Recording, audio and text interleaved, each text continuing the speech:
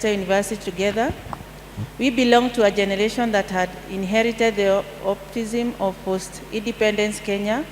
We believe that education was not merely a pathway to personal advancement, but a public trust, a means of contributing to nation building. Even then, Mary distinguished herself through an extraordinary commitment to intellectual excellence. She consistently attained the highest academic honors, earned a British U.D.S scholarship for her master's degree, and later won the rare privilege of a scholarship at the University of Cambridge to pursue economic geography. Those achievements alone would have secured an impressive academic career, yet they do not fully explain Mary's significance.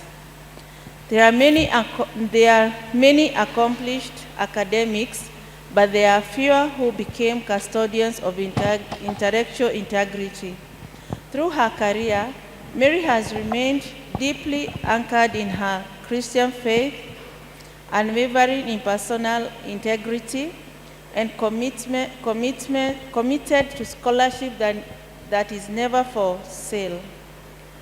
She has demonstrated that the duty of an university scholar is not to confirm prevailing sales. She has demonstrated that the duty of a university scholar is not confirming prevailing fashions, satisfying political interest, or please donors, but to pursue truth whenever the evidence leads.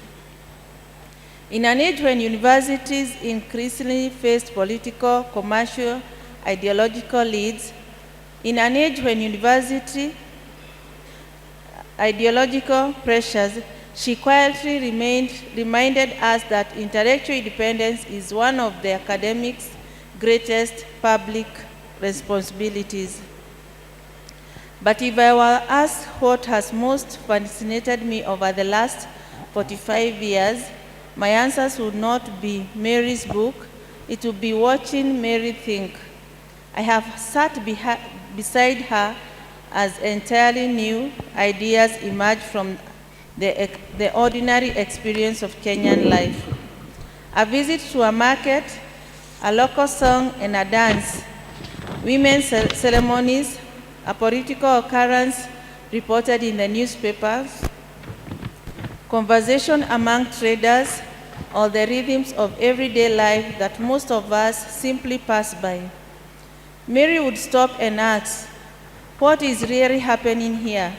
Before long, she had transformed an ordinary observation into an original intellectual question.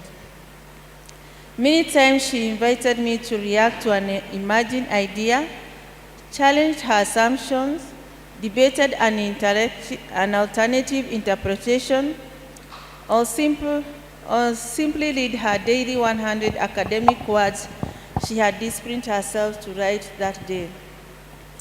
Looking back, I realized I was witnessing scholarship in its purest form, not merely the writing of books, but the daily discipline of creating knowledge. That is why her scholarship has always been original. She did not begin with imported theories and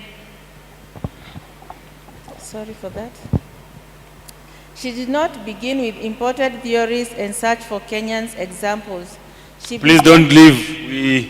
We have a few more minutes and there's something that I want us to do just before we leave, so don't leave. She began with Kenya. She observed patiently. She listened carefully. She trusted that ordinary people understood far more about development than many experts imagined. Then she built theory from their lived experience. In doing so, she reversed the traditional direction of knowledge. Rather than explaining Kenya through borrowed theories, she used Kenya to generate new ideas for understanding development itself. At a time when development thinking viewed Africa through the language of deficiency, dependency, and informality, Mary chose a different intellectual path. She looked carefully at the institutions that ordinary Kenyans had created for themselves through her work of Vyama, women's entrepreneurship, and the informal economy.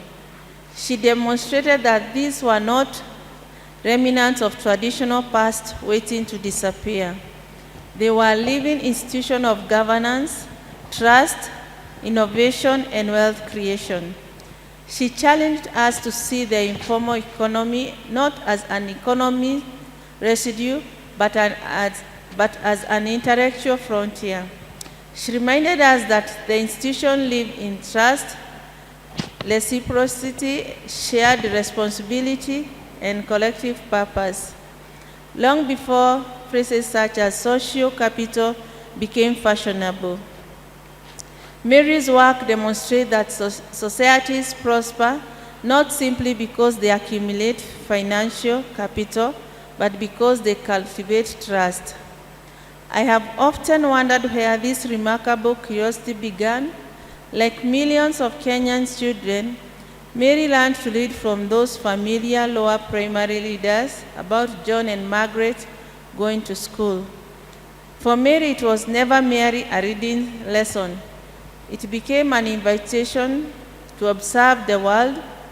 Interestingly, although her own father owned a motor car, much like John and Margaret's father in those stories, Mary never became fascinated by cars or outward symbols of success. Those of us who know her can testify that she has never been captivated by possession. She was captivated by ideas. While many people measure success by what they own, Mary has measured success by what she understands. As I reflect on her career, I remember two questions that she pondered deeply over many years. They were never merely academic questions. They were moral questions. The first was, do leaders have to become exploiters of the very communities that sustained them? I believe her entire life's work answers that question.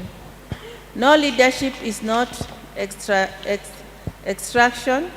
Scholarship is not self-enrichment. Development is not accumulation by a privileged few. True development enlarges the opportunities, dignities, and capability of ordinary people. It creates wealth that is honest, productive, and justified because it strengthens society rather than exploiting it. The second question is perhaps even more challenging for those of us gathered in a university today. What does a scholar at the university have to show for 30 years of service? That cannot simply be measured by years served. Committees attend promotion, received all offices occupied. It must be measured by the questions that they taught us to ask.